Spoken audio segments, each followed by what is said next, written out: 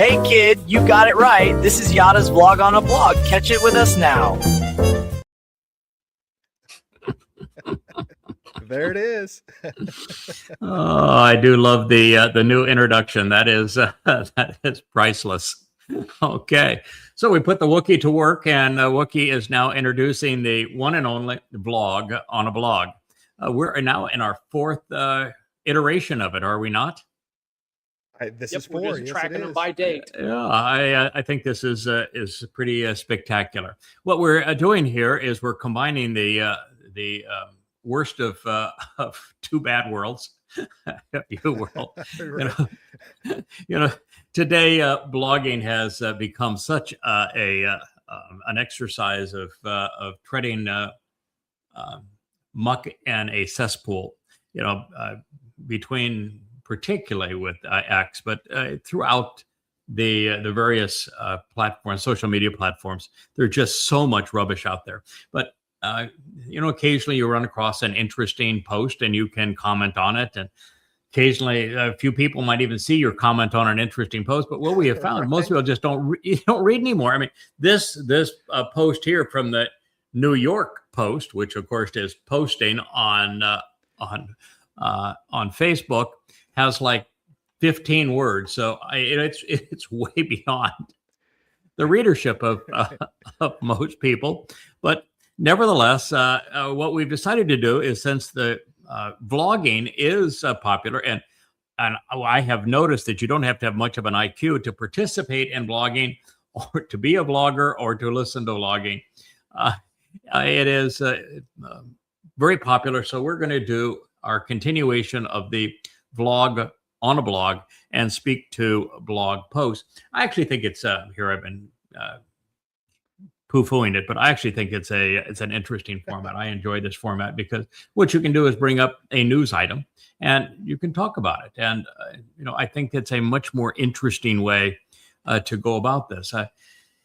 Many years ago, I had a syndicated radio program called Shattering Myths, and I would do this in Radio Land, where I would clip news stories. I used to read 15, 20 newspapers a day, and I would clip the interesting news stories, and I would read a line or two from the story, and then tell listeners what the truth was behind these events that they were reading. And so that's what we're going to try to do here. The first post that you have up, of course, from the New York Post, is that Hamas hid tons of baby formula to damage Israel with starvation claims. Palestinian activist claims. Well, surprise, surprise. Well, first of all, yeah, first of all, it was not tons. I've seen the pictures. I've seen even videos that of the whole surrounding, and it looks like there's a couple of pallets that may have fallen off a truck, and then they were subsequently buried. But the fact is that the Muslims in Gaza are not that industrious. So the idea of them taking tons of baby formula and hiding it, they would much prefer to put it in and have somebody else put it in a guarded warehouse and let it rot there than they would go through all of that industry to bury it. That's, I say, Muslims don't do that kind of work, and so it's being repeated that it's tons of baby formula when it's probably a few pallets that fell off a truck. But that's not the story that I want to talk about. What I want to talk about is goes right back to the core of all of this. And it's something that I had come to the conclusion regarding, and then had it verified by Sinwar himself. Sinwar, yeah, Sinwar is, you're correct. Sinwar actually wrote a letter to his operatives on the day of October 7th. And what he told them to do had nothing to do with the idea of being the invaders. They weren't trying to claim land. They weren't trying to conquer Israel. They weren't trying to defeat a military. They had no military objective. The entire objective was to be savage, was to rape, to plunder, to torture, to abduct. and to do those things so brutally and so savagely that Israel would be goaded into the response that we have witnessed, which is the obliteration of Gaza. That was the intent of al-aqsa flood. It's not something that many people, in fact, I may be the only person that recognizes this, that the intent of al-aqsa flood was singular. And that was to bait Israel into, to play Israel, such that Israel's response would be to destroy Gaza.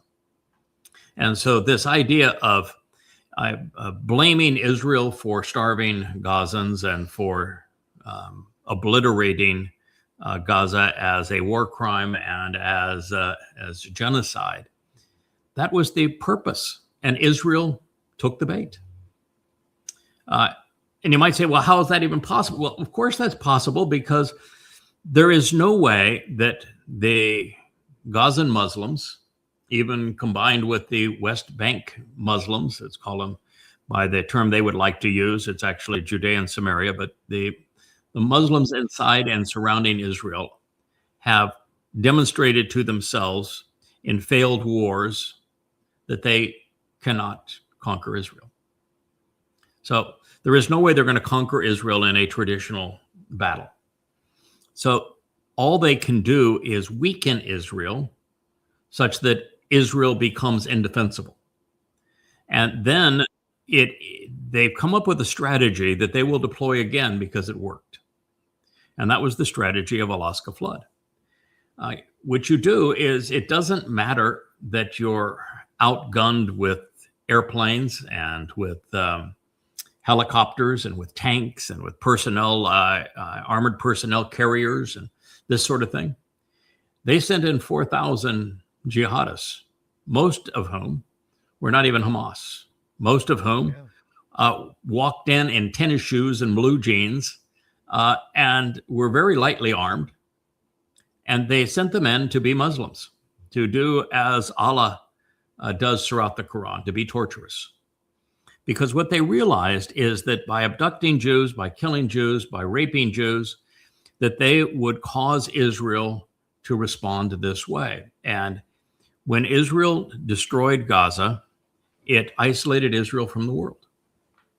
Israel was already playing a losing hand in terms of public relations. It already had the United Nations, which exists now solely to demonize Jews. And so we already had this rise of anti-Semitism that was taking place around the world. This lit the fire. The images of seeing Gaza destroyed and the fact that Israel has all these fancy warplanes and bombs and tanks and the Gazans have essentially nothing caused the world to say that Israel was a brute and therefore Israel should be isolated.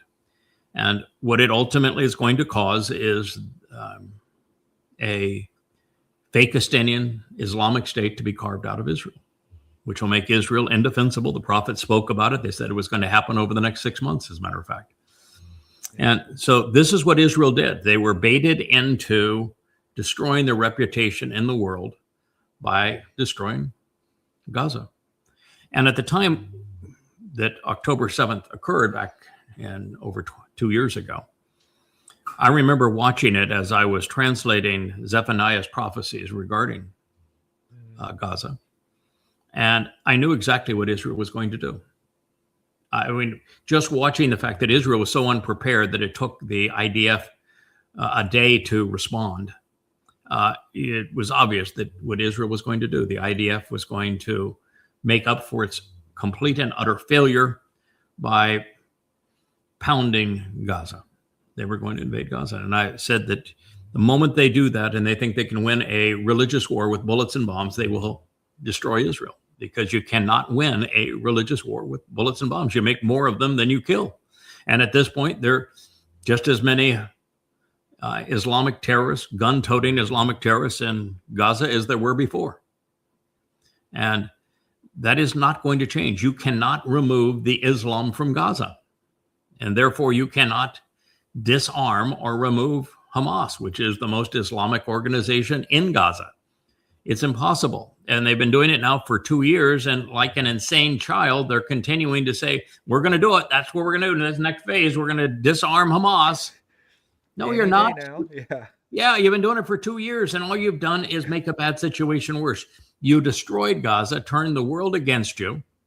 And now it's your responsibility to feed people who want to kill you. And there is no solution to this.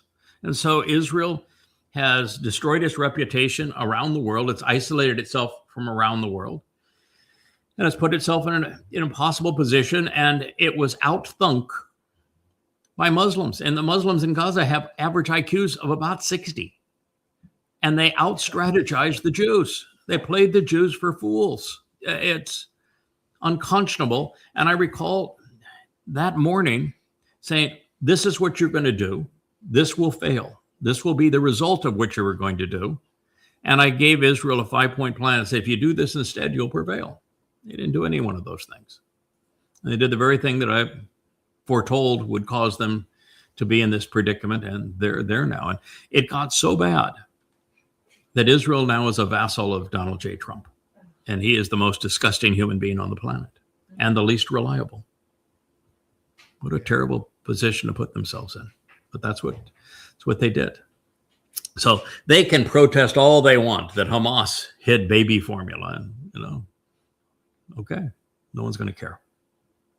That ship has long sailed. Israel lost the war of public opinion, and they destroyed themselves when they bombed Gaza into oblivion, and they continue to pursue unwinnable war goals.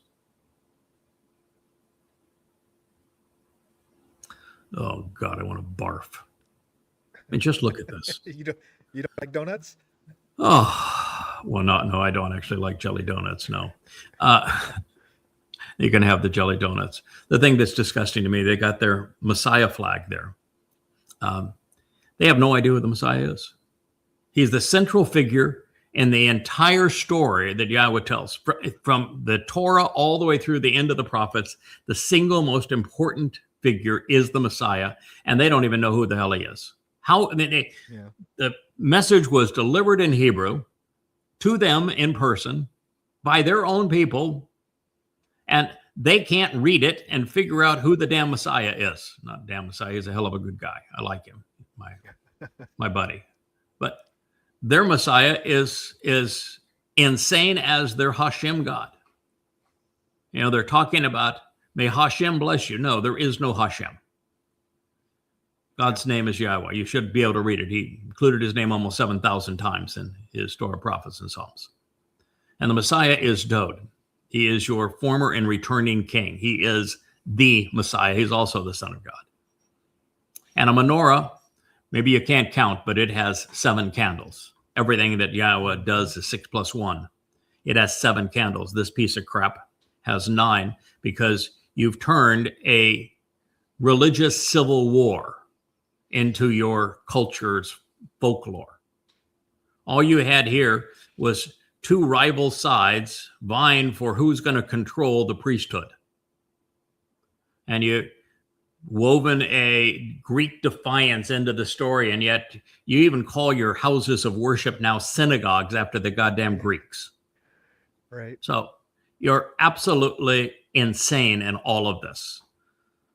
The whole thing was a fairy tale. The menorah has 7 candles. To put 9 on it is an insult to God. To change God's name from Yahweh to Hashem is an insult to God.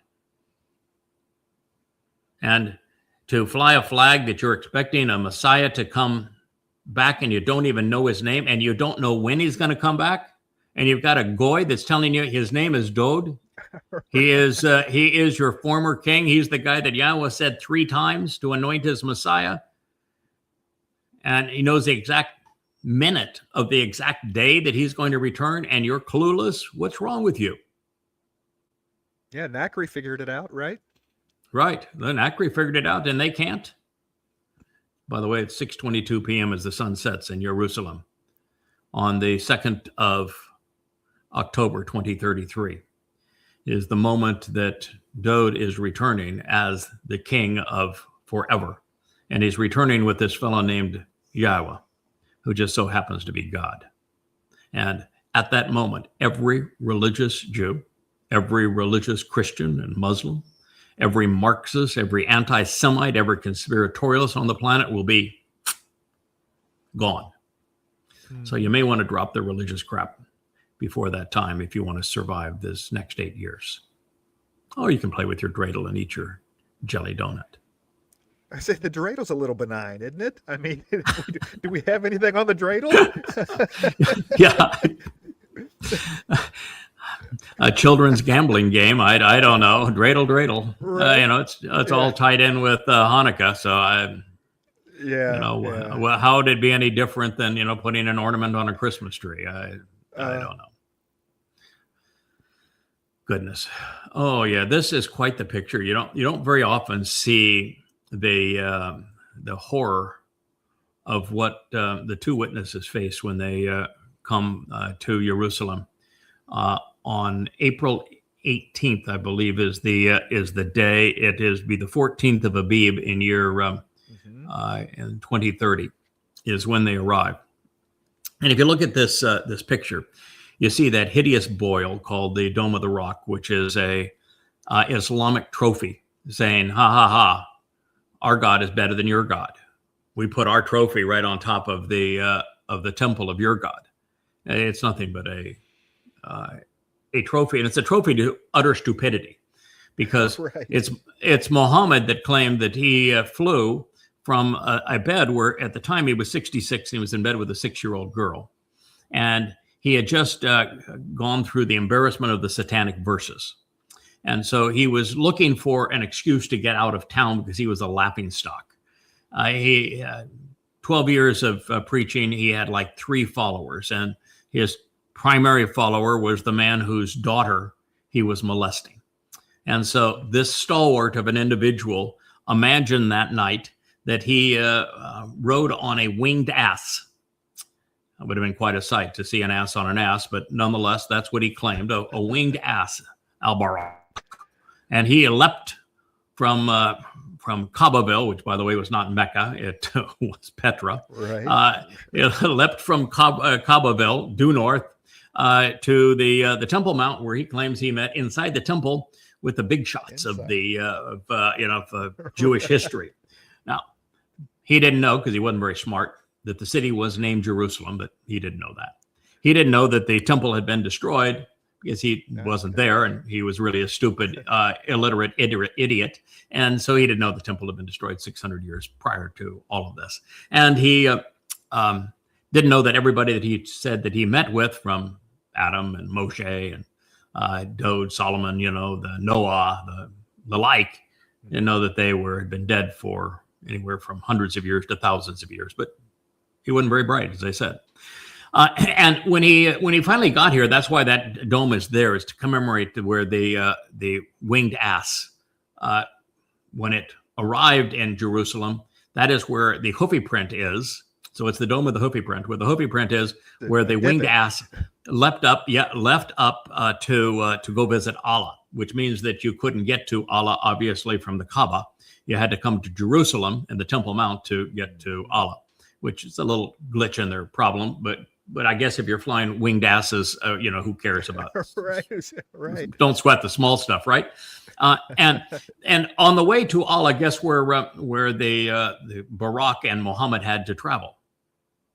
Hell. Oh, they go through hell, right? Yeah. Go through hell. You have to go through hell to get to Allah. Well, it makes sense, because every depiction of Allah in the Quran, he is in hell torturing people. Might make him Satan if you were sane, but what the hell? Don't sweat the details. So he gets into to heaven, and he finds that there's 2 things in heaven. One is there's hell. There's this really hot looking babe, and he just lusts all over for this hot looking babe. And the hot looking babe happens to be his adopted son's wife. And he says, something's going to happen, man. I'm gonna get you. You're going to be mine. That would be incest in most people's books, but again, we don't apply the details to Muhammad's life. You'd go crazy if you did. So anyway, everybody else there was hanging from their breast by meat hooks, being tortured. Oh yeah, being tortured. Evidently, hell in Islam is a physical realm. It's not a place where souls go. It's a place where physical bodies go. And then they're being tortured. And they weren't being tortured because they weren't Muslims. They weren't being tortured because they hadn't capitulated Allah. No, they were being tortured because they weren't grateful to the men in their lives. What the meaning is, if you're a woman, you either capitulate to the demeaning treatment that you're receiving from men, or you're going to be hung by your breast forever in hell. A lovely religion. No upside. No upside. That's why that dome exists. It needs to be destroyed. If Israel had any character, it would destroy that dome. Now, the building that's right above the green light, the green light is where they're doing the archaeological digs and taking us back to 7th, 8th, 9th century BCE into what Jerusalem was back then. But to the right of that, there's a continuation of the wall, and this, by the way, it's all the wall of Herod. So this Herod was a disgusting pro-Roman dictator, and so to be praying to stones that were laid at the direction of Herod is reprehensible by itself, and you can see all the Jews lined up there. And that mass to venerate a wall that was created by a man that oppressed God's people, collaborating with the Romans. But above that, you can see there is the mosque, and you see the minaret, the prayer tower of it. That's al-Aqsa Mosque. The last attack on Israel that was so brutal was called al-Aqsa Flood. If Israel had any confidence, any character, any courage, the morning after al-Aqsa Flood, I would have at least made the offer to the Muslims in Gaza, saying, you can return all of the hostages, and everyone who took them can surrender. And I may not take down al-Aqsa Mosque. I may not. I might, but I may not. But if you don't, I will. And I would have. I would have absolutely destroyed al-Aqsa Mosque. I would have razed the Dome of the Rock. And I would have prevented Muslims from ever stepping foot on the Temple Mount again. Yeah, and I wouldn't have given a hoot what the world said about it. And then, I would have fought the war very differently. I would have given every resident of Israel a copy of Goddamn Religion. It's 5 volumes. Here's volume 3 of 5. It's 4,250 pages. It is the single best weapon that could possibly be wielded against Islam. It is irrefutable. It destroys the credibility of the religion. It made it easy for them to prevail. And that is the weapon I would have fired is intelligence. It's words wielded wisely. Yeah. But anyway, those two, actually there's 3 blights there. The blight of Jews worshiping the stones that were laid by Herod, a man who was horrid towards them. The dome of the hoofy print, that gold top boil that needs to be lanced, and then al-Aqsa Mosque in the corner. The other thing that's just interesting when I see a picture like this is that, where does God expect Elia and myself to be positioned as we arrive there as the 2 witnesses? So it is an interesting thing. If you're speaking to Israel, the best position would be above Hadrian's wall, not Hadrian's, but the Herod's wall there, the Western Wall. That would be the most prominent position that you could be in.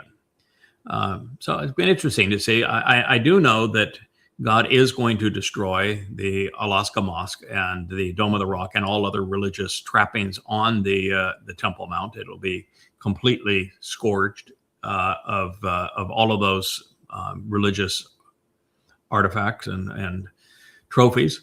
And then he is going to establish the tent of the restoring witness is going to be put where it belongs. Right. So I do know that is how it's going to be dressed at the time of our arrival. I've told, yeah, I have no problem doing what he wants me to do, but I am allergic to religious shrines, so that's going to have to go. And I said, no problem.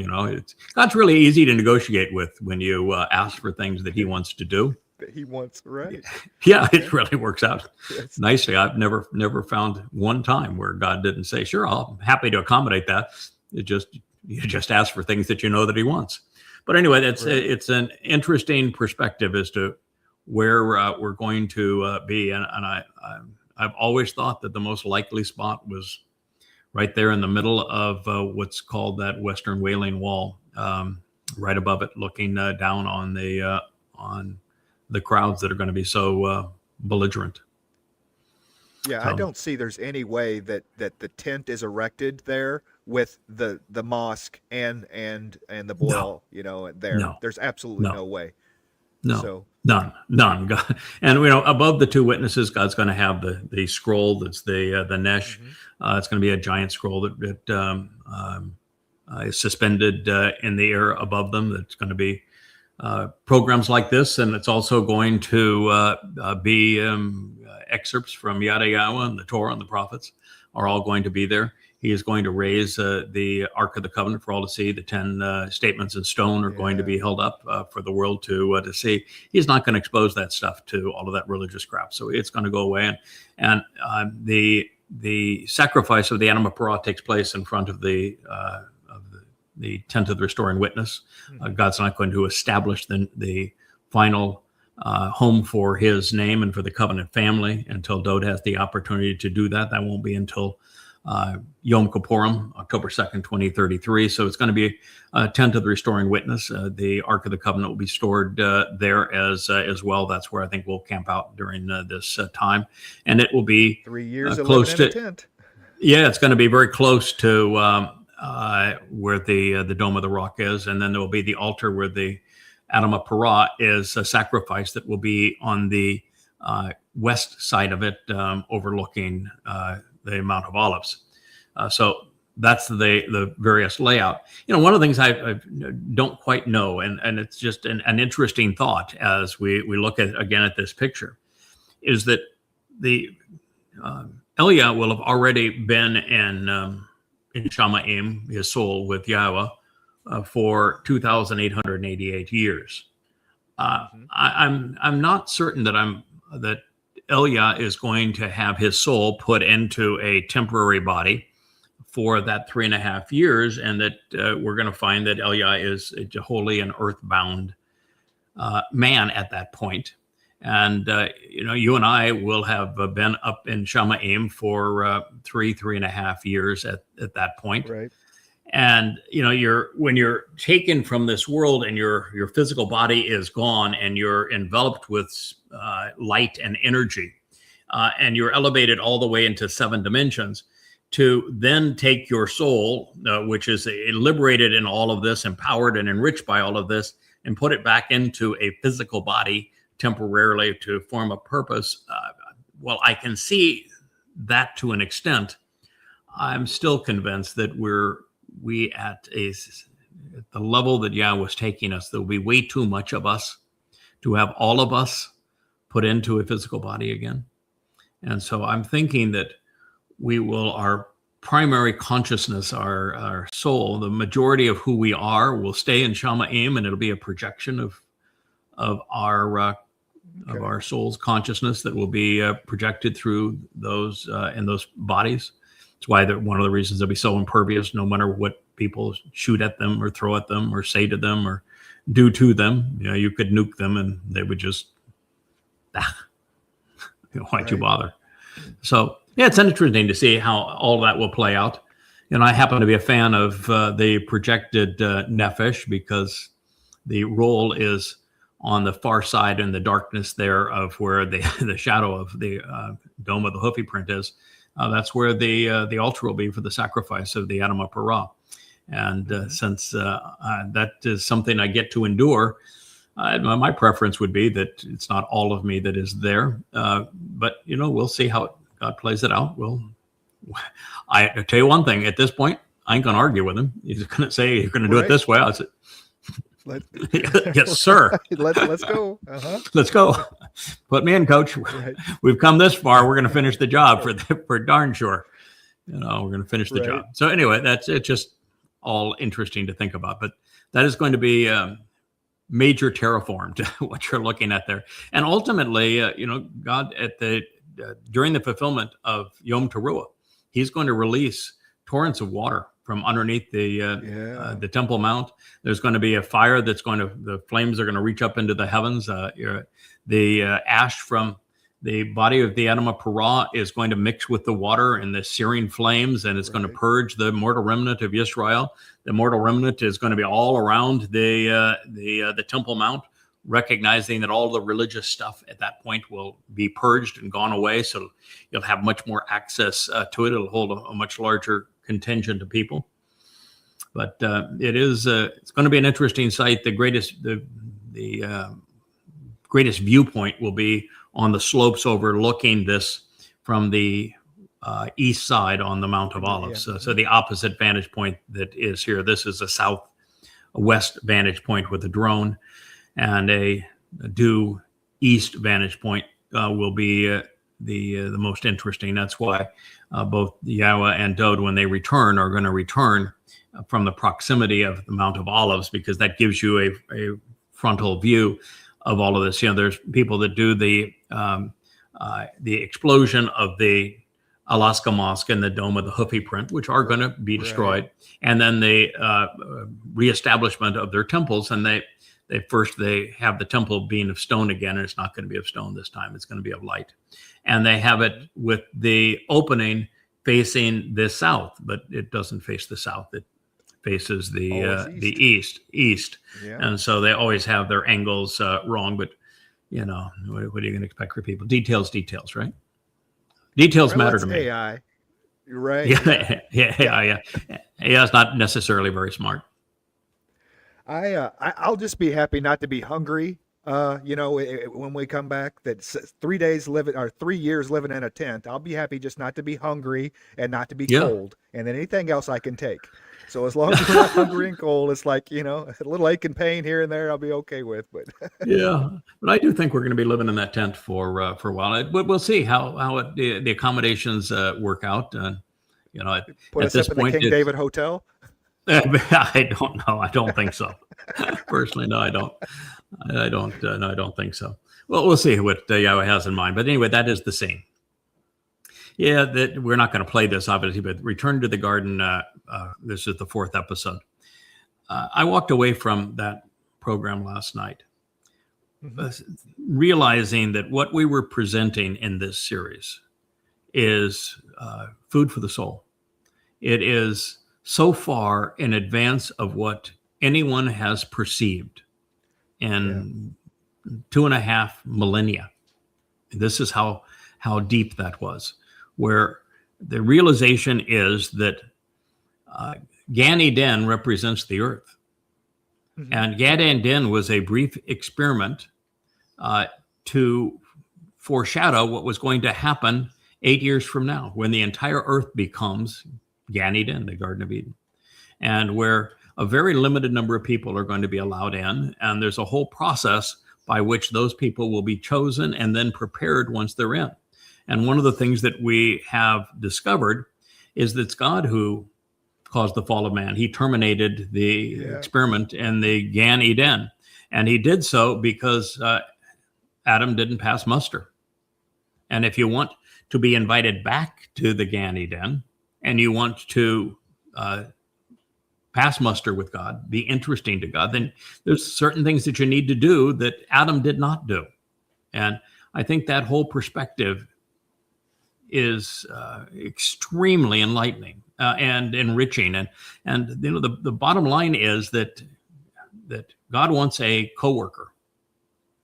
The people, everyone that God chose to engage with was considered a coworker. God is active.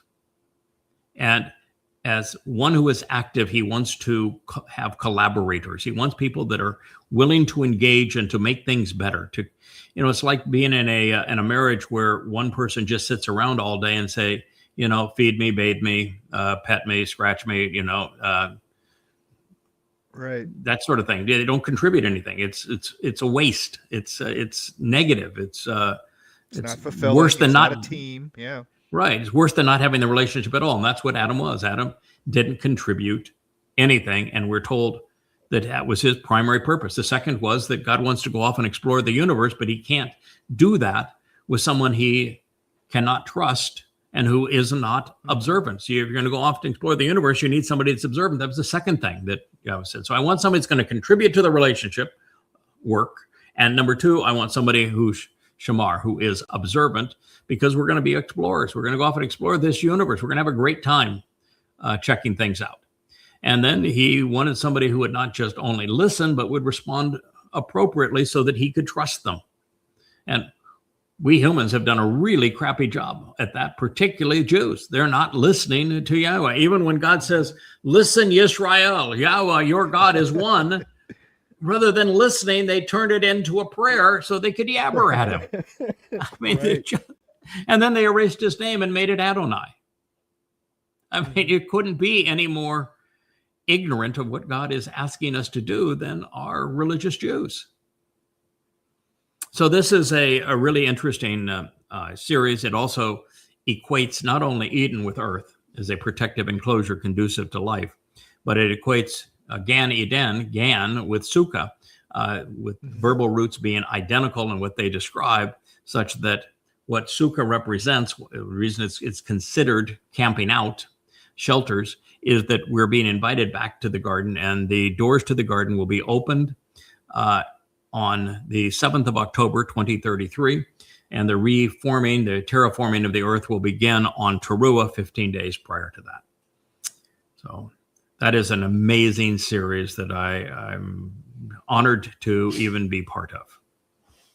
Yeah, it does comprehensively. It really shows the Ruach of Etzah and the Ruach of Da'ath, the actual bringing the comprehensive picture together beautifully with the greater and lesser luminaries, all of these things that are taking place that people throughout time they've been day one, day two, day three, individual pieces. You're the one that's finally tying them all together. It says, no, they're all talking about the same thing. They are. And one of the things that's so interesting, I think, Kevin, is that the garden the focus of the garden wasn't actually the tree of lives, the Etz Shamim, and I'm delighted to be the first person to identify the tree of lives. It's Dowd David. He is also the greater luminary in the previous chapter of Genesis.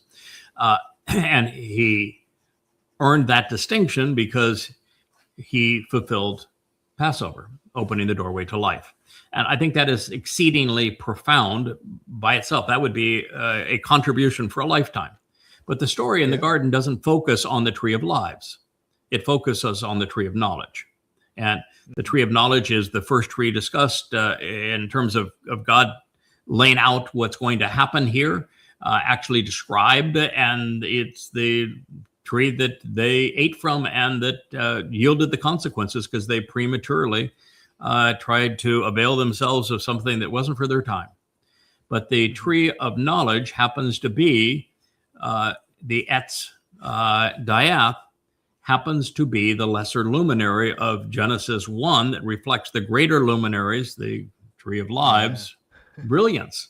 And more importantly, the most interesting of all prophecies in terms of a last day prophecy is that of the Choder.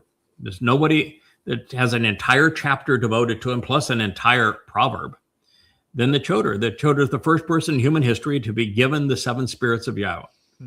And no one wants to deal with it. They want to pretend like it's a messianic prophecy. Well, the Messiah is the tree of lives, so the Choder most certainly isn't a messianic prophecy. And the fact of the matter is, it says right in the midst of it that he is the Etzah Dayath. He's the tree of knowledge.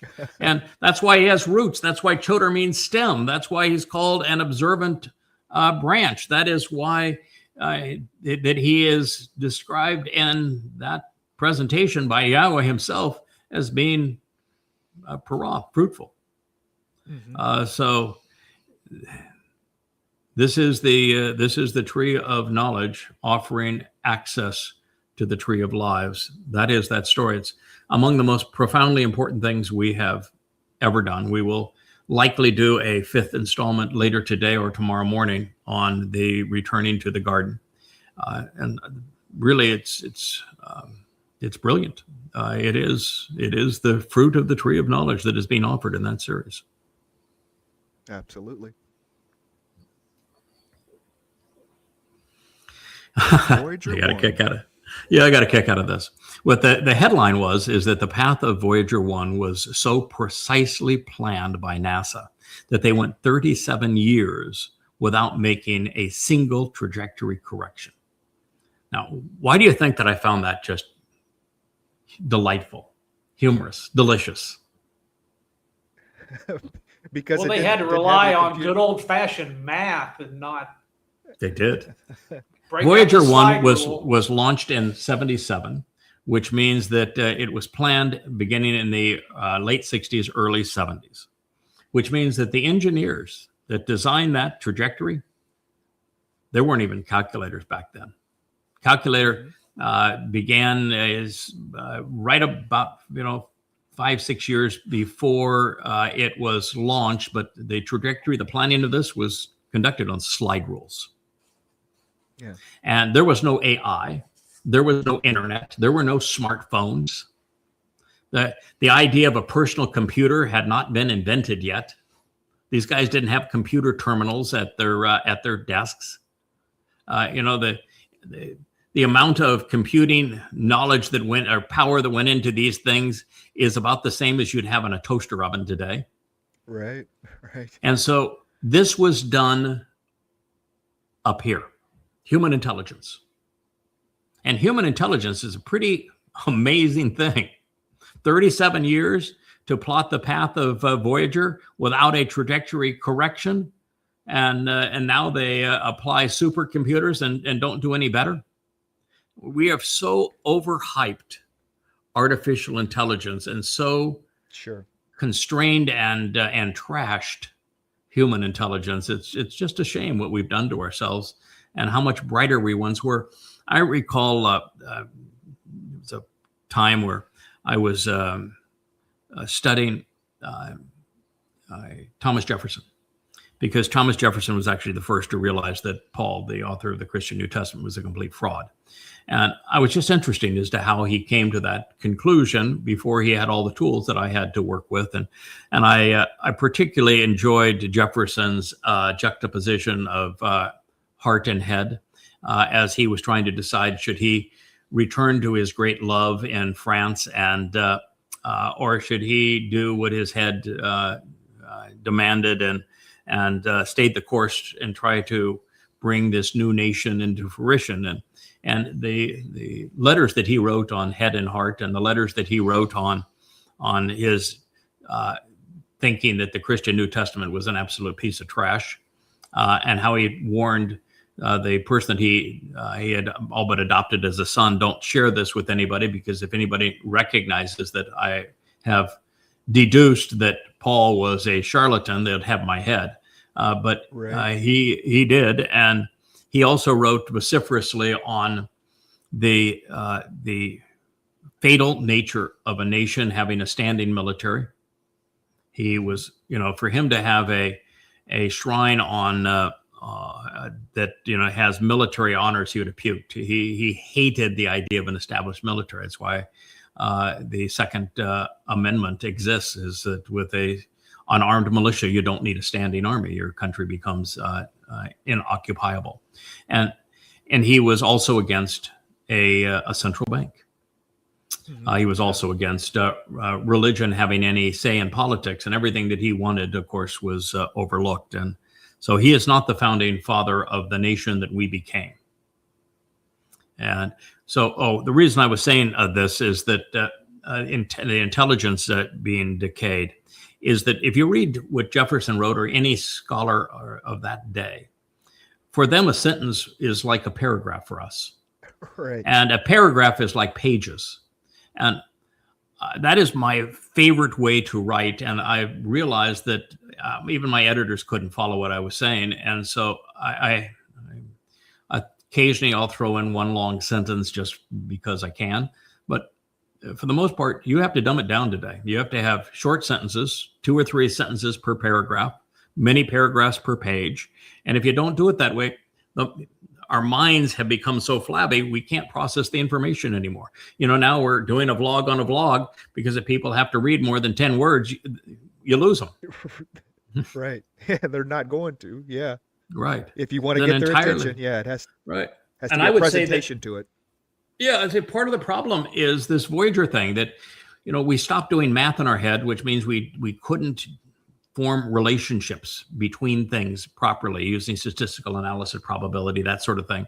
When the calculator came, we just stopped doing math in our heads, and you lose a huge attribute of logical thinking and the relationships between things when you do.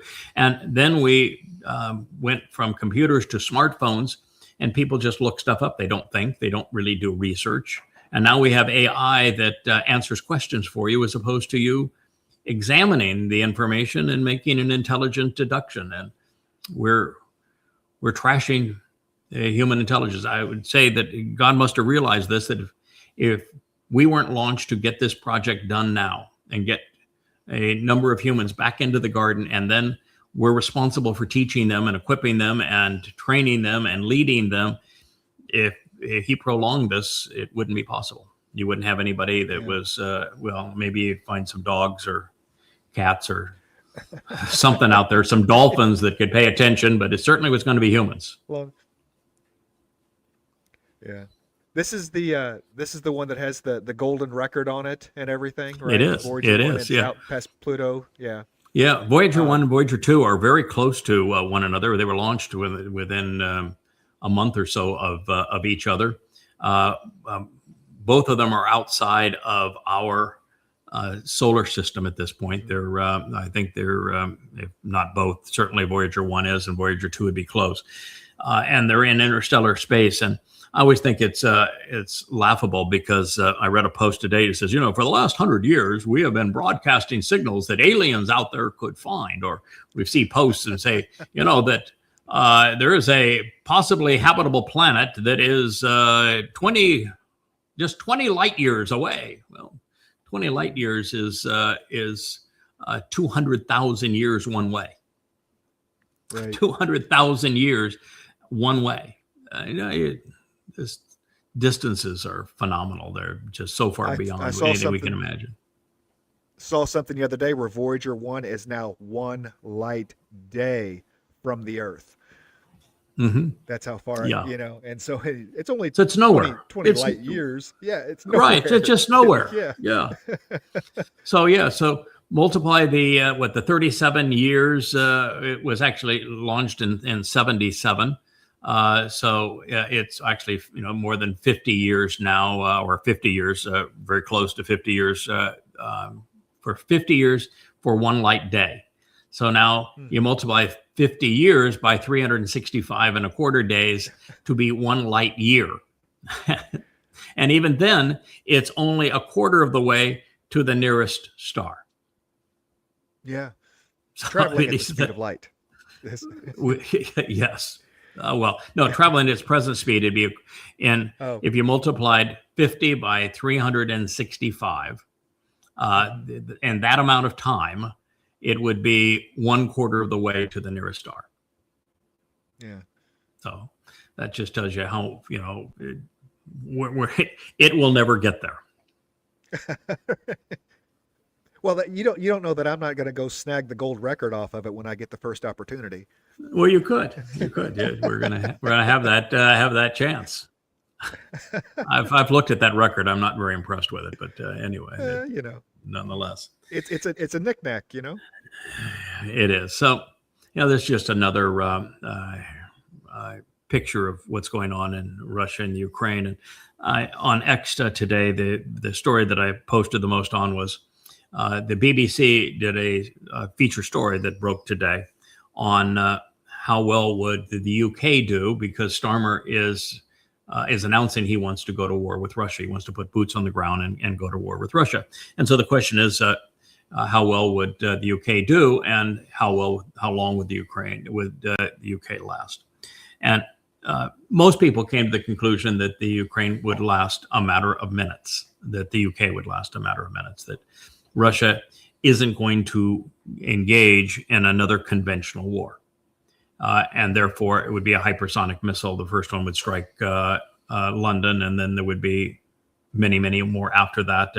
And the UK is not going to have the will to fight with London in flames. And my response was that because of what the US and NATO did to force the Russians to defend themselves, Asher, please don't do that, to defend themselves from encroachment. Russia has learned how to fight a current war. And it's with interceptors, it's with missiles and very advanced missiles, and it's with drones. Artillery still has a value, but Russia has equipped itself. It still has the industry, still makes steel, still has the natural resources, still has the work ethic, and has turned its economy into making the things that matter in a war today. And the United States hasn't. The United States is so out of tune with reality that they lost the last two wars. The Taliban beat the United States, and then the Houthis. So the United States is lost. It's only a matter of time before the Iranians close the Strait of Hormuz because of U.S. belligerence. And there's nothing the United States can do about it. Mm-hmm. Just die. There's nothing. You can't take a carrier in there because these carriers cannot survive an onslaught of missiles, particularly the high-speed hypersonic missiles that vary their trajectory. It can't defend against those. Right. The carrier is a floating coffin. We want to deal with the fact that because we have become so belligerent in and around Russia, and now put our Navy so that we're poised to attack Venezuela, the Chinese have now put a cordon around Taiwan, and there's nothing we can do about it. Nothing. Mm-hmm. We can't get a carrier within 1,500 miles of the Chinese coast. Anything closer than 1,500 miles, the carrier wouldn't last a day. And so what do we have? We have we have F-35s, big whoop. That the F-35 is taken down with the air defense systems. This is not the time for manned aircraft. They're expensive and they're bulky, and now a sea of drones and mixed in with some missiles is how you fight. You don't project troops on the ground. We could no more deploy troops in the Ukraine or against Russia than the man on the moon. It's impossible. We can't. There's nothing we could do if Iran decides to close the Strait of Hormuz. I mean, we put ourselves into an impossible position. And then because of our belligerence with Venezuela, the Russians have done what we were so afraid of them doing back in the Cuban Missile Crisis. They now have their top-end missile launchers and missiles embedded in Venezuela, pointed at American cities. You want to screw with the Venezuela? Well, tell me which city you want to lose. So we are, American patriots are living in a fantasy land. They think that Russia's the aggressor in Ukraine, when exactly the opposite is true. It was a war that was caused by America deliberately. Goes all the way back to Bush, when he announced that Ukraine would be part of NATO, and dishonored the agreement that was made with Russia that said that if they give up East Berlin and East Germany to reunite Germany, that America would never move 1 inch closer to, that NATO would move 1 inch closer to Russia. And we've done exactly the opposite. And finally, with us running NATO operations in Ukraine and pulling off the coup that toppled the elected pro-Russian government to replace it with a pro-West government, and then began arming Ukraine to kill Russians with the express purpose of this war, to destroy Russia so that America and the UK could chop it up and claim its resources for themselves. We're clueless as to what we did to cause this war and so many others around the world, and why it's our responsibility that 2 million Ukrainians are dead. And we lost this war. And we lost the reserve currency of the dollar when we froze Russian assets in the United States. And when we kicked Russia off SWIFT, we said we can't be trusted. And every nation on earth realized the United States can't be trusted. And so nations began to buy gold to get off the dollar as a reserve currency.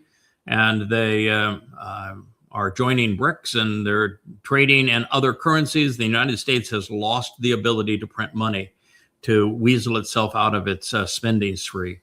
And we screwed ourselves. I mean, we've really destroyed ourselves in all of this. And rather than admitting that we lost and surrendering, we're continuing to be belligerent. I think that the next city to fall will be Odessa, and it'll leave Ukraine as a rump state. And you have Zelensky out there, who is a cocaine madman who has stole billions of dollars, saying we're not going to give up an inch of land. We already gave it up. The moment that new government was propped up, that replaced the pro-Russian government, the new government was told and did start bombing and harassing and killing the ethnic Russians in the Donbass region and eastern and southern Ukraine. Russia went in to protect their Russians and Russian speakers, ethnic Russians. And once they liberated them, they all voided to, we want to be part of Russia again. So those areas aren't part of the Ukraine. They are part of Russia now. And to say anything else is just to be stupid, and to be pounding your chest as Starmer saying, let's go. What I said in my post on this was really quite simple. That if Russia decided to respond to a conventional war against the UK, Russia would defeat the UK readily. It's trained. It has the weapons. It has the manufacturing capability. It has 20 times the size of the military. If it's a conventional war, UK is going to get trounced. And let's just play make-believe, and let's shed 100 years of decay of the UK and go back to when the UK was a colonial power. And let's then pretend that the UK can actually beat Russia in a conventional war. That's make-believe, of course, but let's pretend. What is Russia going to do? Roll over, play dead? No. If we shed 100 years of English decay, and we make them back to the belligerent bullies they were during their colonial period, and they were fighting, and you sent them against Russia, and let's just pretend, play make believe that in a conventional war, the UK takes it to Russia and wins a conventional war against Russia. What's Russia going to do? Roll over, play dead? Scratch my belly? It's nukes. Of course. No. So there is no winning. It's lose-lose whichever way you go. That's why this whole thing has been so stupid from the beginning. God, just shut up. Surrender, shut up, apologize, give them their money back. They just took $100 billion of Russian assets, of sovereign Russian funds. The UK did, and the EU did, and it's going to spend it in Ukraine. It's an act of war. The consequence to Europe is going to be devastating. It should be. Mm-hmm. Where's my reparations? Good God, we're 40 stupid. 40 acres and a mule. Checks in the mail. Yep, 40 acres and a mule. And where did you come up with that 40 acres and a mule? Kevin? Where'd you come up with that? What was the plan after of rebuilding Atlanta and everything? What was the Marshall Plan was for... but it was the plan that happened after the Civil War, whatever. Yeah, the plan that happened after Civil War had reparations. It was 40 acres and a mule. Absolutely. reparations have already been paid. And then not only have reparations been paid, the 40 acres and a mule, but beyond all of that, when LBJ decided he wanted to have the great plan, the Great Society, he started a process that transferred trillions from those who were productive to those who were not productive. Entitlements and the like, affirmative action has already paid reparations 1,000-fold.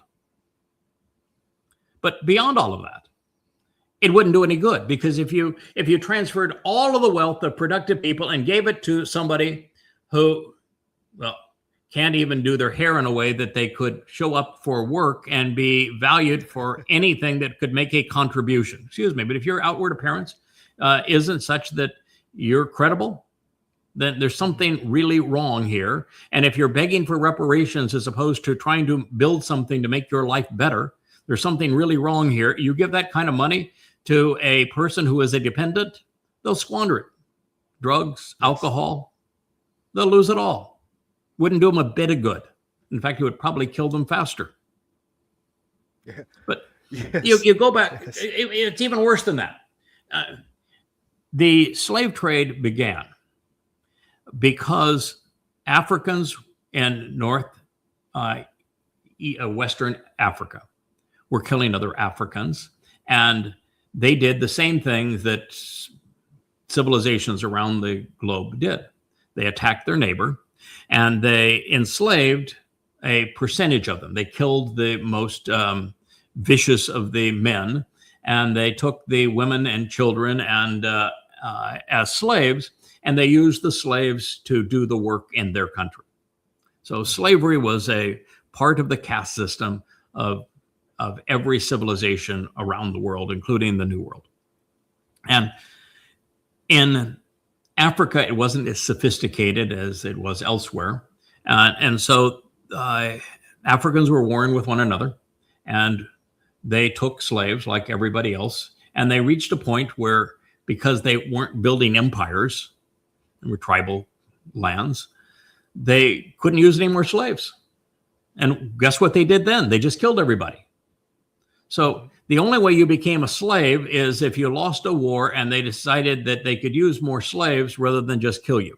So 100% of those who were enslaved by other Africans in Africa. And the alternative for them was to be dead. So being a slave, horrible thing, terrible practice, I think is repugnant. But the alternative for the person enslaved in Africa was to be dead. And the slaves in Africa were not sold to the Americans. They were sold to Muslims. All of them were sold to Muslims. The Muslims were the racketeers of the slave trade. They then sold the slaves to English and Dutch and Spanish and French shipping companies. And they're the ones who shipped them to South and Central America and the Caribbean. And they were processed from that point on. So my view, it's a horrible system, but you need to know why it came, why it was there, why being a slave was actually better than being dead. And it wasn't death being perpetrated by Europeans, but by other Africans. And that the middleman that greased the wheels of slavery were Muslims. So if you want reparations, I'd go and talk to the Muslims. That'd be a good thing to do. But the fact of the matter is, you now, many, many generations distanced, you have absolutely no gripe whatsoever. So put down your stupid sign. Go away. Right. Oh, Black Lives Matter, bro. We're two for two. Right. When Black Lives Matter was occurring, my initial response was to say, you're complete hypocrites. Of course, Black Lives Matter. White lives matter. Red lives matter. Green lives matter. Yellow lives matter. Lives matter. They don't seem to matter to a lot of people. I mean, if you're a Muslim, your life doesn't matter much, but life should matter. But the problem I had with Black Lives Matter was this thing here. You got these three fingers pointing right back at you and this finger pointing out. I had done previously, and I did again, a research into the Department of Justice crime statistics. And when you do so, what you find is that 93% of the time that a black man is killed, it's not by a white person, by another black person. So if Black Lives Matter, you're going to be pointing your finger at yourself and say, what is wrong with our culture that 93% of the time that a black young man loses his life, it's taken by another black young man? What's wrong with our culture? Don't be pointing the finger and blaming other cultures. The second is that if there is an interracial crime where the perpetrator is or the victim is white or black, then 80% of the time in interracial crime, it's the black killing the white, not the white killing the black. Mm-hmm. So the facts do not support your movement. Not at all, not even remotely. The facts all are opposed to your movement. So my response was, why in the world are people rallying around this when it is based on a lie and it's covering over a profoundly important realization that there's something wrong in the black culture here in not only America, but in many places around the world where murder is a go-to option rather than words. Why is the community so destructive to itself? And there's lots of reasons for that. I mean, I don't want to do a whole show on the reasons for it. I've done it in the past. Right. There are reasons for it. And a lot of it is damn poor parenting. Mostly, well, both mothers and fathers. The women are often abused in the black culture. Here I live on an island with 85% black, and a huge percentage of the women are beaten. And they as victims beat their children. And so their children beat their children. And most of them don't know where their fathers are.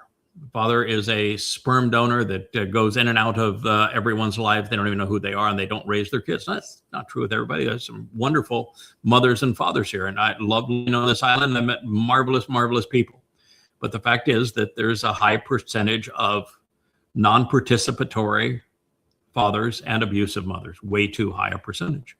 And that is causing a problem. And part of the problem is that proper role modeling doesn't exist. There's the person holding the sign, I'm entitled. And not somebody getting up before the sun rises, getting themselves dressed and properly groomed and prepared to go to work, showing up at work, making a contribution at work, working, bringing home a paycheck. No, they want to sit around and do drugs or be entitled. And you never get out of this rut under that basis. So proper parenting is just not modeled.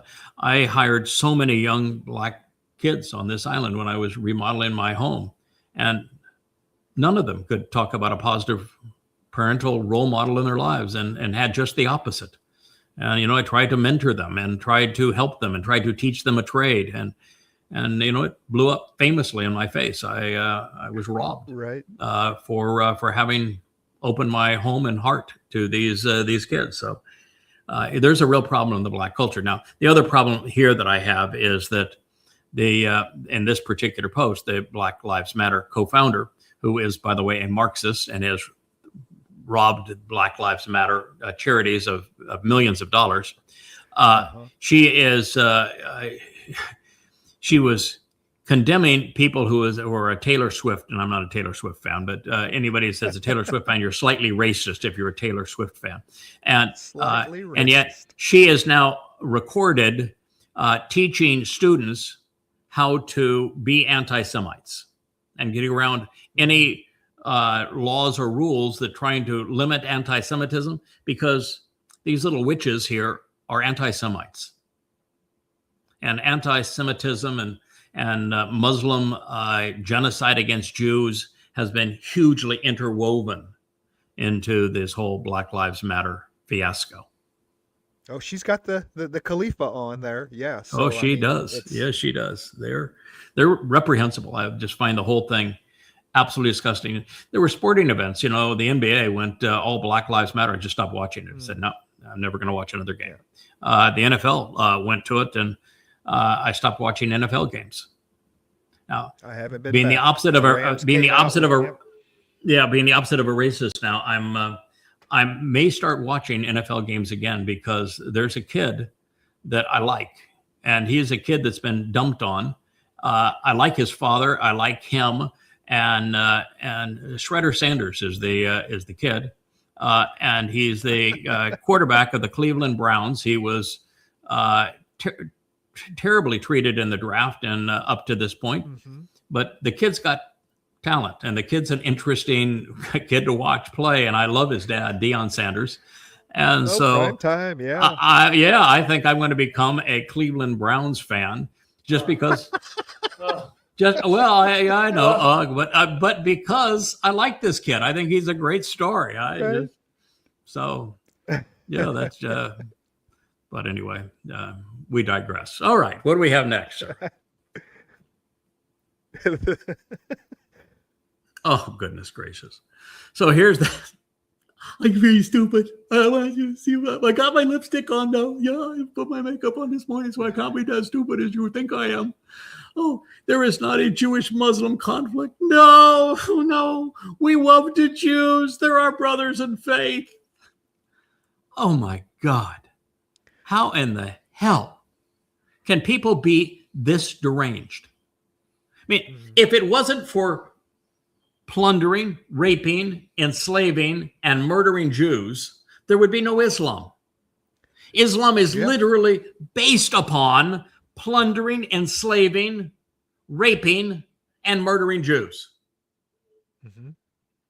Without Jews to rob, there would be no Quran. No one would ever have heard of Muhammad if he hadn't been able to abuse the Jews of Yathrib and then of Kabar.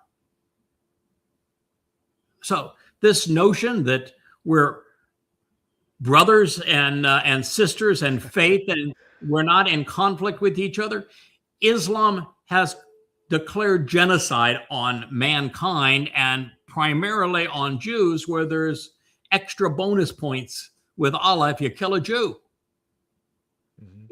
To be that absolutely stupid just is so irritating. That the world is that ignorant of Islam. God, there's no excuse. Read the 5 volumes of Goddamn Religion. They're free at yadayah.com. Stop being like this woman, a nincompoop.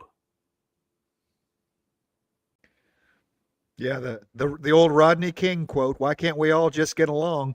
Not until you put down your politics and your religion. Then, it's not going to happen. Then we have a chance. Yeah, then we have a chance. We can at least have a normalized discussion when you put down your politics and your religion. Yeah, this is the great hypocrisy of the world. 1944, the Nazis fired 11,000 rockets into England, and when Churchill retaliated, he was called a war hero. By 2024, and they have to say Hamas, it's not Hamas, it's Muslims, had fired over 32,000 rockets into Israel. And when Netanyahu retaliated, he was called a war criminal. Hypocrisy, isn't it? We're claiming that, and listen, I'm opposed to Israel having destroyed Gaza. I think they made a bad situation worse. I'm not saying that the Muslims in Gaza didn't deserve it. I'm just saying that it wasn't good for Israel. I don't really care about the Muslims in Gaza. That might sound terrible, but I'm the foremost expert on the planet on Islam, and I know that Islam cannot be fixed. And I know that when those abductees were brought back into Gaza, the Jewish abductees to be tortured and raped, that the Gazans all applauded, and there wasn't a single Gazan, not a single one, that helped them. So they have given up all rights to be cared about. But the very fact is that Israel going in to destroy Gaza was harmful to Israel's reputation in the world. So that part bothers me. But the fact of the matter is that if you look at what America did, and prosecuting the last World War, we'll probably not get to it today. We didn't get to it to our last one, but I had a picture of some guys standing around the little boy before it was dropped on Hiroshima. And the United States and Dresden, and then in Japan and Tokyo and other cities, Hiroshima, Nagasaki, we killed 50 to 100,000 civilians a night, deliberately. One night, when we bombed Hiroshima, we estimated that maybe there could have been off-duty 6,000 Japanese soldiers, maybe. And they would have been off-duty at the time. And the city of 300,000 people. We killed 100,000 people in a second. 100,000 people. And at least 93,000 of them were civilians, and we did it deliberately. And then we did it again in Nagasaki. And we were doing it when we were firebombing Tokyo night after night.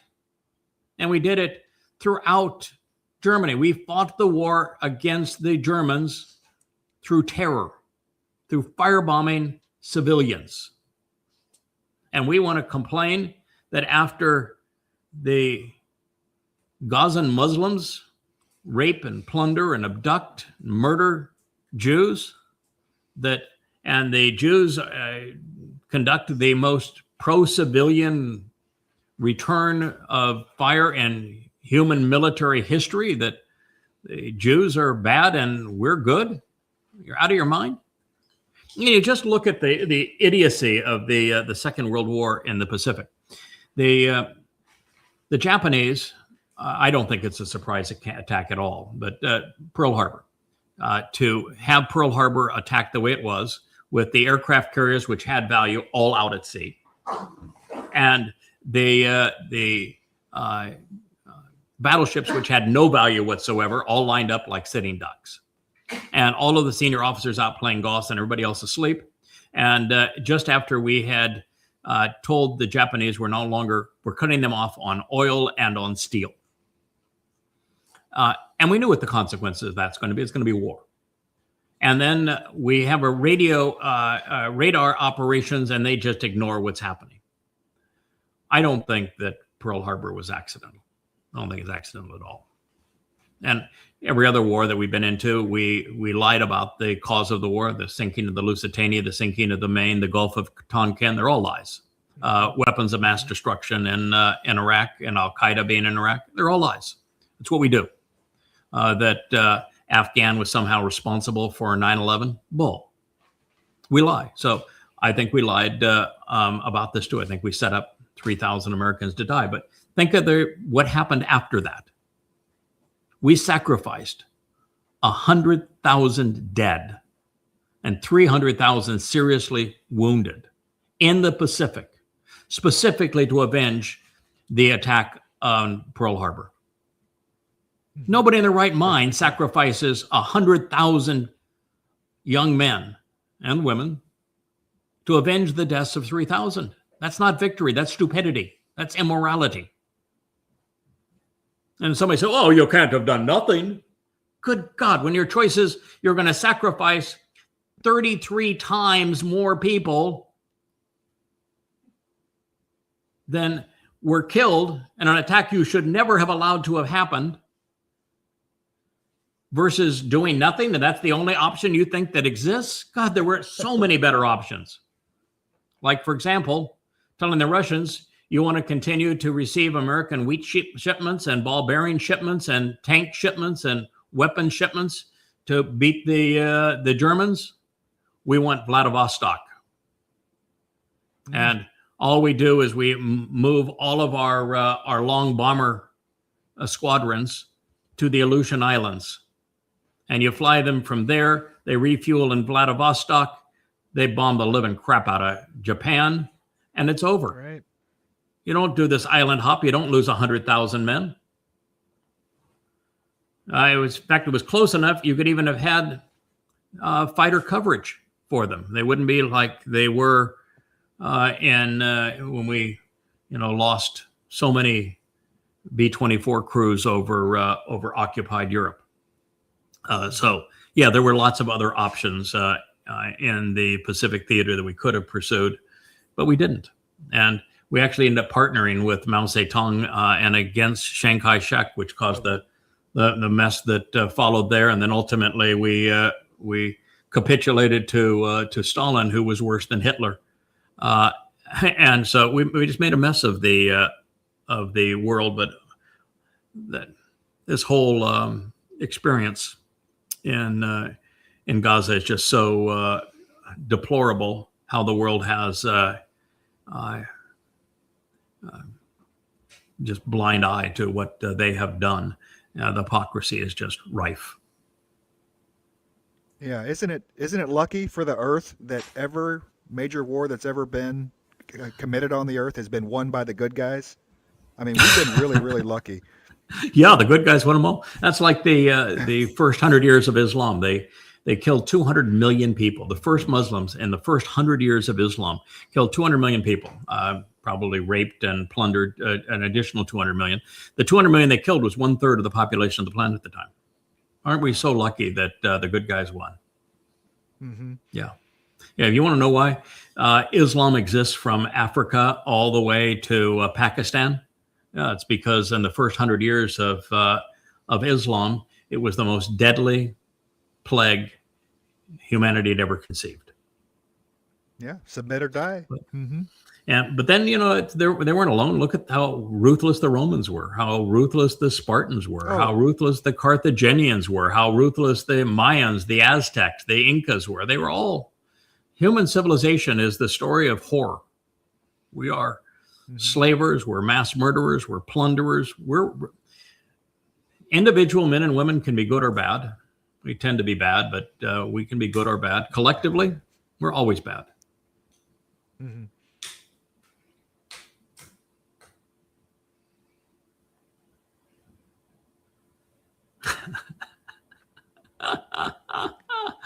Oh, she's an incredibly talented individual, a hard worker and a fighter, and she's going to be a very formidable candidate, says the Muslim that is so out of touch with reality that he is also a Marxist. Oh my God. Have you ever heard this woman speak? Which voice? She's got multiple voices. She's got multiple voices, like she's possessed or schizophrenic. Because she's actually very well educated in St. Louis. Yeah. The whole ghetto thing, that's a fraud. That's not how she actually speaks. I've listened to AOC. I've listened to her. I've listened to the worst of these progressive Bernie Sanders, and everything that comes out of their mouth is just total nonsense. I mean, listen, I'm not political. You couldn't be more opposed to MAGA and Trump than I am, but the other side, it's pathetic.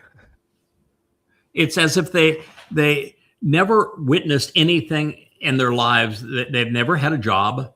They've never accomplished anything in their lives. They have no value, no concept of the value of enterprise, and they are complete ignoramuses when it comes to economics, and therefore they have the politics of, well, rob the productive, give to the unproductive, and everything will be just hunky dory. No, you'll have nothing. Yeah. You'll have a guarantee that everyone is equally enslaved and impoverished is what you're going to have. These people think that you're in politics to work. No, look at Omar in Minnesota. She came in by illegally marrying her brother so she could come into the country. She's in a district that's got 20 some odd thousand Somalis that we now know have stolen hundreds of millions of dollars in fraud. They are responsible for electing her. She's never had a job in her life, and she's worth now something like $20 million. God, we have a broke system.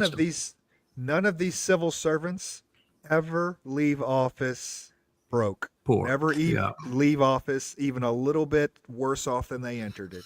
Yeah, look at Bill Clinton. He was totally impoverished and bankrupt. Becomes president. He's over a $1 billion, multi-billion-dollar trust fund. You look at George W. Bush. His last enterprise was Abrusco Oil, a complete and utter failure. He's bailed out by the Saudi funds. He leaves office and he is a billionaire. You look at Obama. Never had a job in his life. And he lives in multiple mansions. They're all the same. You look at Trump. He came in. He was essentially bankrupt and going to prison. And now billions and billions and billions and billions. It's all a fraud that's being perpetrated on the American people, and they go gleefully along with their political rhetoric. So it is the exceedingly lesser of sad. two evils. What's the lesser of two evils when one side is satanic? So we have starvation on one side and Hasatan on the other side. So yeah, I'm glad at this point we're not political, because can you imagine having to choose between MAGA and Marxists? No, I don't leave my island already. So yes, there we go. And I'm actually on an island. This is just funny that they're pulling. they're pulling the landlines. Yeah, back in the day, that was the only way that you could have a telephone. I was one of the first in Los Angeles to have a cellular phone, literally one of the very, very first. And it was actually a full-on phone that was put in my car. It had the handset that you'd pull up with the little curly wire that would go to the base of the phone, just like this little guy here has. And it has a place that you could put it on its cradle. And it had I think they had just come out with the buttons as opposed to the rotary phone at that point. And I remember the first time that I used it to call one of my appointments. I was running a few minutes late, and I wanted to let them know that I was there, that I had picked up something that they wanted me to grab on the way. And so I called, and the assistant of the buyer answered the phone. And I said, I'm en route. I'm only about 5 minutes out at this point, but I'll be a few minutes late because I picked up this sample that you wanted. And they said, where are you calling from? I said, I'm calling from my car. Well, how did you get a telephone line that long? Right. Well, they're no longer going to have telephone lines, so I guess they can't be telephone poles anymore. I don't know what we're going to call those unsightly things, but I remember the last two houses that I remodeled. They had wires everywhere for telephony, and the first thing we do, what are you going to do with them? I said, well, I'd leave them in the wall because they're really good for pulling. So if you want to pull coax or some other kind of cable, you can use them as a pull wire. But they don't have any other value. And they're also filled with coax too. Remember coax? Yeah, those are two bygone eras. But the world has changed a lot. And it's only a matter of time between now and the time the next device goes out. Remember, people used to have radios. You were familiar with that? A radio, yeah. Well, they had record players. Oh, sure. Can you imagine being the top manufacturer of a radio or a record player? What are you going to do with it? Or this kind of telephone? Yeah, a telephone. Things are going out of style very quickly. And so that phone is part of them. I'm actually thinking that electric vehicles may not be long for this world. They may not. We may not be around long enough for them to run their cycle, but they really are currently, as they're currently designed, they're really a lousy design. They don't have enough range. They are way too difficult to recharge, and the batteries are toxic to the environment. They're prohibitively expensive compared to regular gas internal combustion cars. There's nothing wrong with the advances that have come out in electric motor technology. That's fantastic. Now they just need a better way to generate that electricity. I mean, hydrogen, I think, is what will be the next thing to replace. I mean, it just makes sense. Well, so far there's only been one company, I think it was Toyota, that tried a hydrogen car, and right now they're worthless. So if you bought one, they were expensive and they're worthless. So that did not prevail. Hydrogen is pretty explosive stuff. So I don't know if we're going to ever see a hydrogen-powered vehicle. And the batteries are just not where they need to be yet for electric vehicles. And then we have the generation problem. Atomic energy would have worked really well, particularly now that we have the plants that can actually run on the daughter products, so that we can use the waste more effectively and we generate energy more safely. But the liberals had a connection fit with generating atomic energy, and we just didn't build enough plants, and therefore that source of energy is not available to us. And hydroelectric plants were a wonderful economic source, but the liberals had a fit over that too, and so we're tearing them down rather than building them. We actually figured out a way to burn coal in a way that had very little side effects, and but we've that's not fashionable, so we pulled away from that. And most of the world floats on enormous amounts of natural gas, and it's amazing that we don't use it because it burns very cleanly, very efficiently. It's not a very good thing to put in a car because it's too explosive, but nonetheless, it could generate power very efficiently.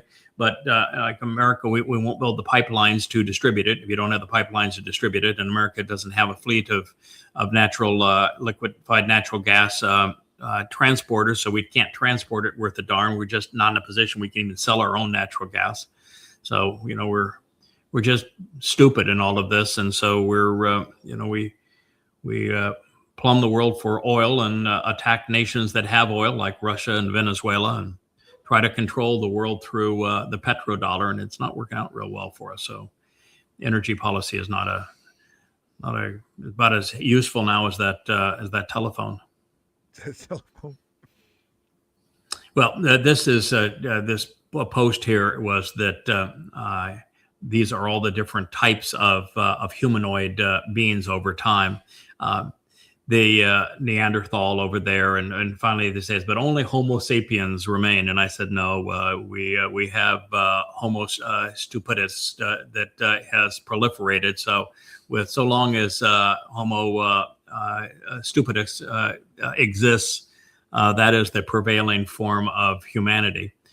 I have watched here a number of shows recently on Neanderthals, and what we've actually found is that the oldest Neanderthal gene is found, I think it's Mount Harmon in Israel, and it goes back 140,000 years.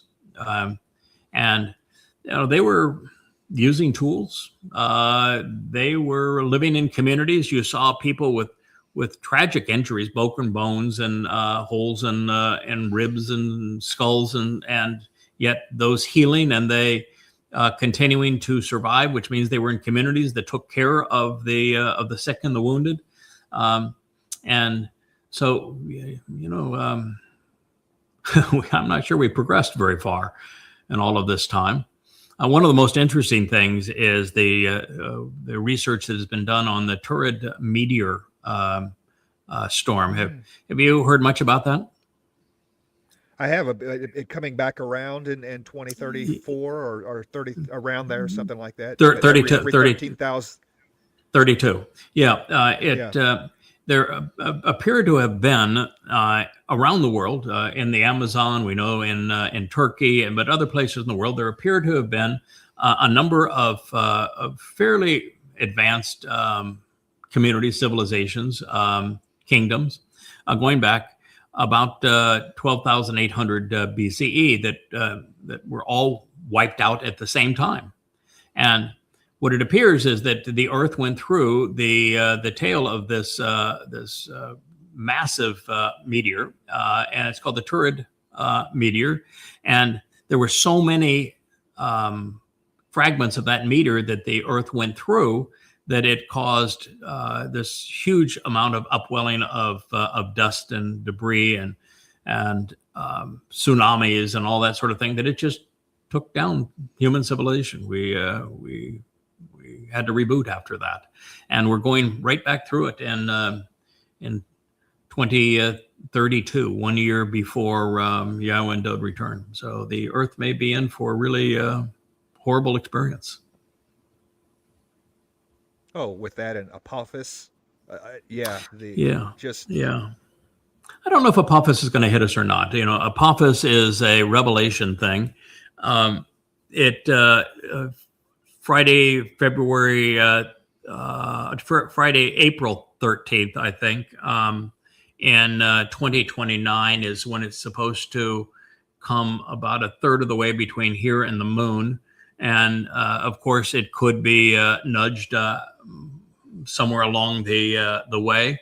So we'll see if that causes a problem. At this point, I know that Revelation's absolute rubbish. So I wouldn't bet on it. But I do know that there is still a lot of concern in NASA and the like of how close this is coming and what damage it might do to us. But we'll see. This woman is really an interesting discussion. She wanted to conduct an interview. She is a true libertard. They say that you should be able to sell a blonde woman's brain for a lot because it's completely unused.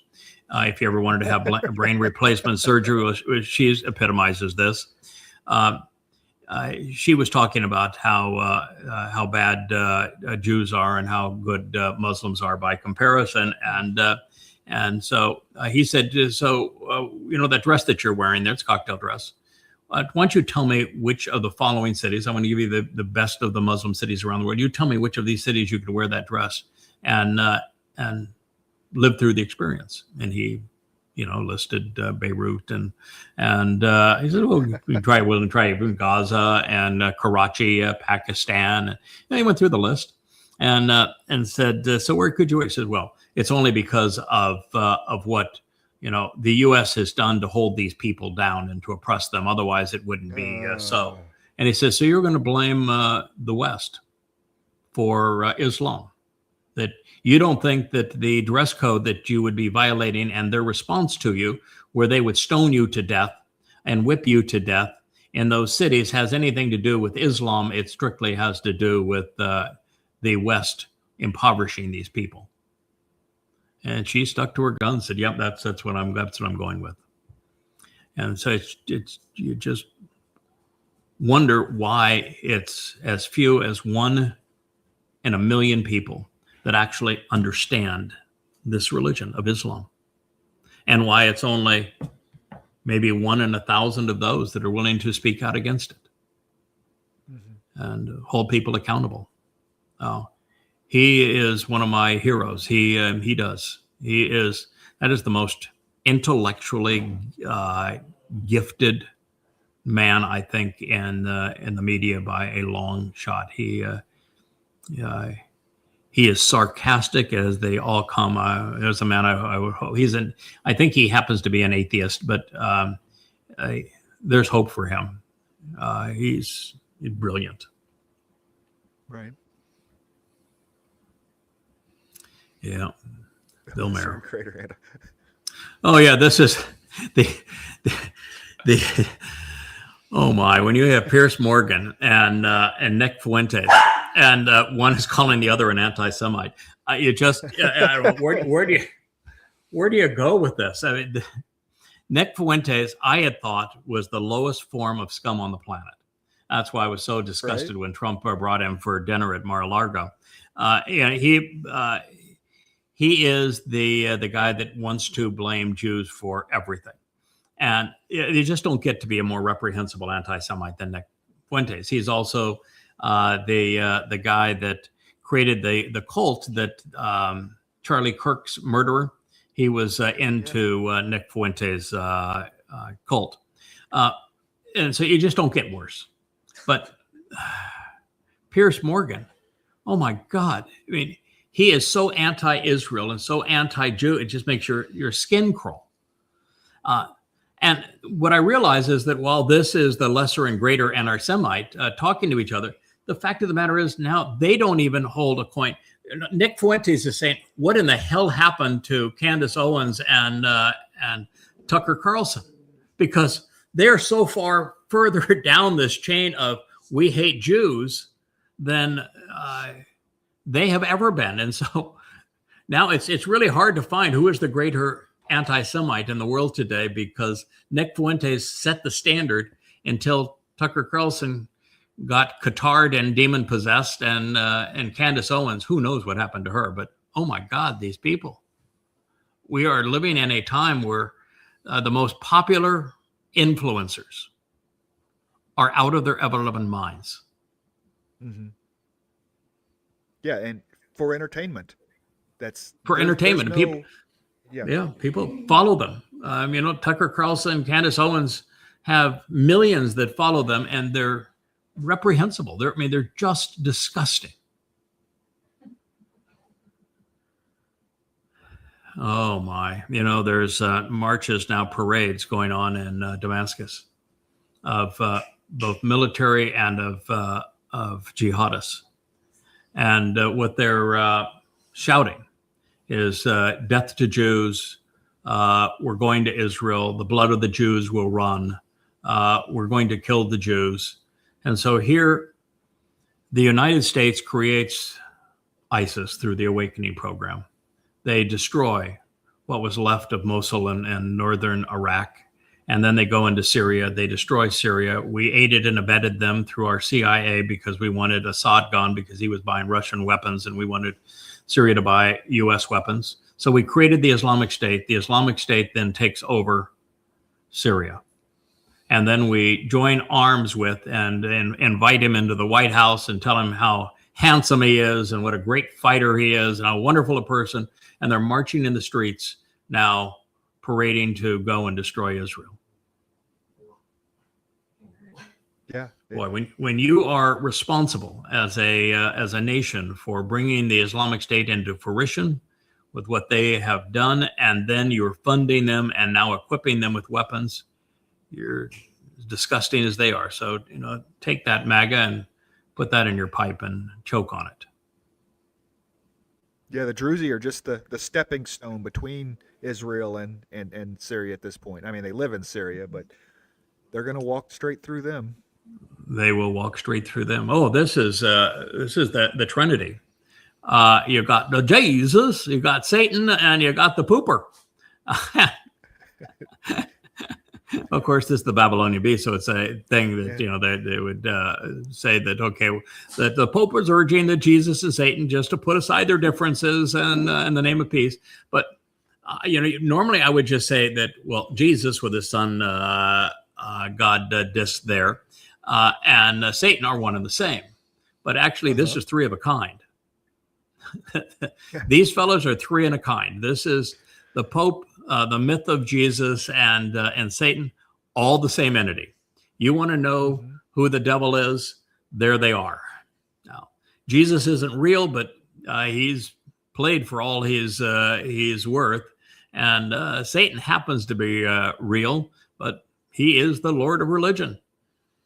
And boy, I tell you what, the Catholics, the last two popes have got to have been the worst possible picks. They're both communists.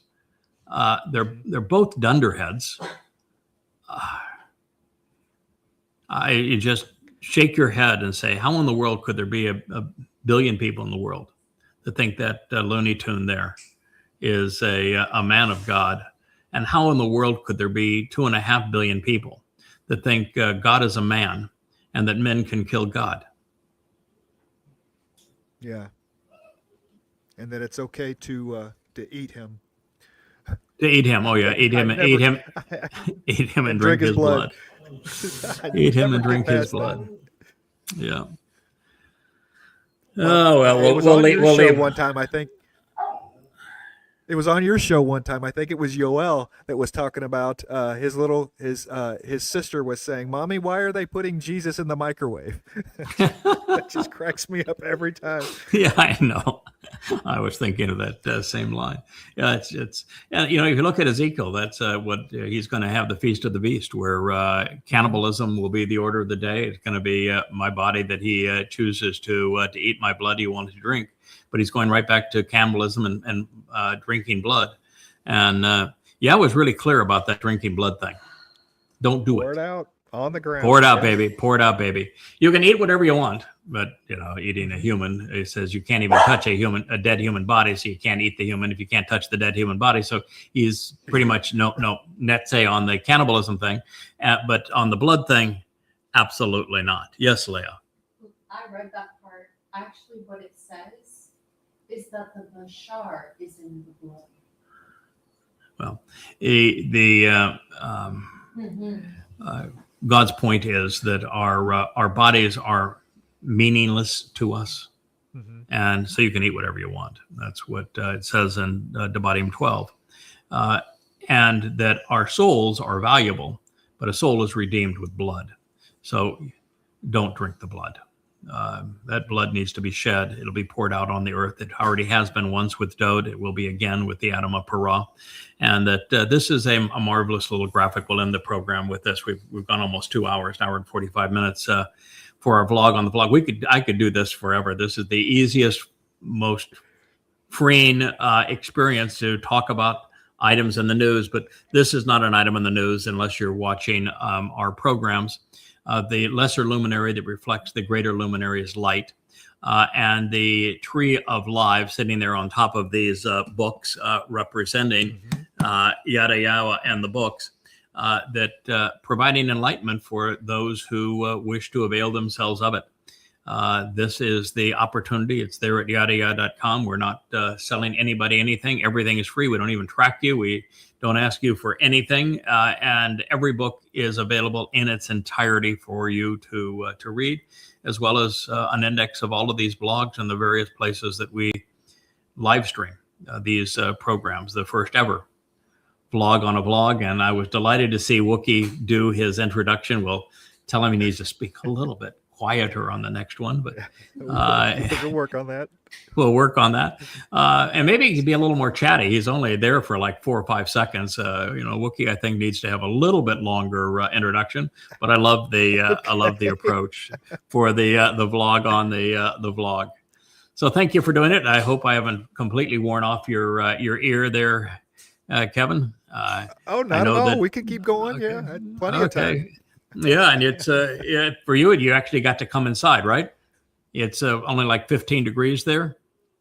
Oh yeah. Well, it will be this weekend. I think. Yeah, it's very windy right now, and it's like 33 out right now. But this weekend's a high of 15. Yeah, it's gonna be great. Ooh, ouch. Well, I won't tell you what the temperature is here because that would make you unhappy. Not at all. It's a big bad world out there. So it is. It's some places it's really nice all the time, and some places that other people don't want to be. So it's a good place. I left the places where the weather was crappy, and right. I'm delighted to be at a place where it's nice. And unfortunately, we don't get to enjoy it. We don't get much outdoor time anymore. But at least we can look out there and say, "Hey, that looks nice out there." It looks right. We can go back and forth between the various studios, can't we, Rich? And shorts and not suffer much. But God, the beach is here. It's a minute away by foot from here, and we haven't been to it in months. Yeah, we don't get out much because of that stack of books there and the Yada Yah blog. And hey, we do have some good news though. Joe, who has been working on getting all the books republished in this new look with the proper graphics. Like this one's an entirely new edition, but is very close to getting everything now republished at Amazon, and has launched the new site, which I love. But he's going to arrive here in a little over a week and stay for a couple of weeks, and we'll have some high quality time to, we'll be focusing on improving and augmenting the website during that time. So this will be his second visit here, and we're delighted to have him. He's been my good friend for, oh my goodness, decades. that we've been through the thick and thin of it for decades. So happy to have that occur. Wookie is now signing off over there in the Leia chair, and Leia is sitting next to Rich, and it's time to say thank you. It was fun to do the vlog on a vlog. Good day.